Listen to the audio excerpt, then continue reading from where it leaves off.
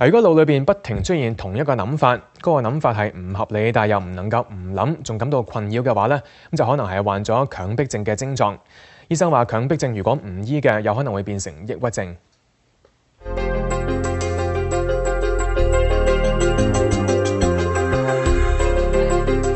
做生意嘅張先生患強迫症，喺病發嘅時候，腦海會不斷出現同一個諗法。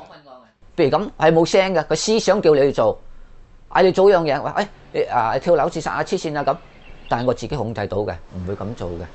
返到公司嘅情緒好低落，冇乜心機做嘢。強迫症屬於焦慮症嘅一種，分為強迫意念型同強迫行為型，即係不斷重複諗一樣嘢，或者重複做同一件事。大部分患者兩種情況都有。比較常見嘅強迫意念，有啲人嘅腦海會出現暴力畫面，又或者成日諗日常中嘅瑣事，譬如成日覺得周圍污糟邋遢。想試下了解強迫症患者都可以做個測試㗎。嗱，而家千祈唔好諗住一條海豚。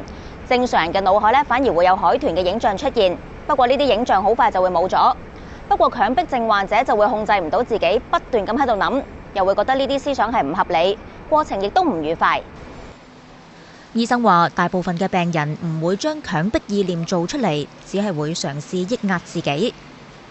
即係譬如可能有啲人可能諗到即係色情嘅畫面啊，諸如此類，可能有一啲可能教徒嘅可能會不斷咁祈禱啊。其實咧如果你諗住就咁佢自動慢慢會消失咧，其實原來發現咧係80%嘅人咧，其實佢唔會自己會慢慢會消失嘅，反而呢個症咧可能會誘發到咧係變成一個慢性嘅疾病，甚至乎咧會引起到一啲即係抑鬱症嘅現象啊咁樣嚇，甚至乎即係如果嚴重嘅，亦都甚至乎會影響到有一啲自殺嘅念頭啊或者行為出現啊。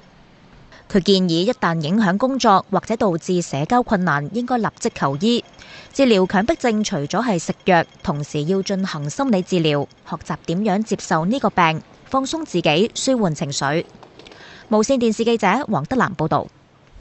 德蘭，估計而家香港有幾多人患有強迫症呢？嗱，醫生就話咧，呢一個病嘅社會發病率咧，大概係1%至2%，計翻條數咧，即係本港最少有7萬到10萬個患者㗎。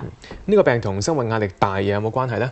嗱，咁啊唔一定嘅喎。醫生就話咧，心理因素，例如抗壓能力比較低嘅人，或者完美主義者，都比較容易有強迫思想，有機會之後演變成強迫症，亦都有可能係生理原因。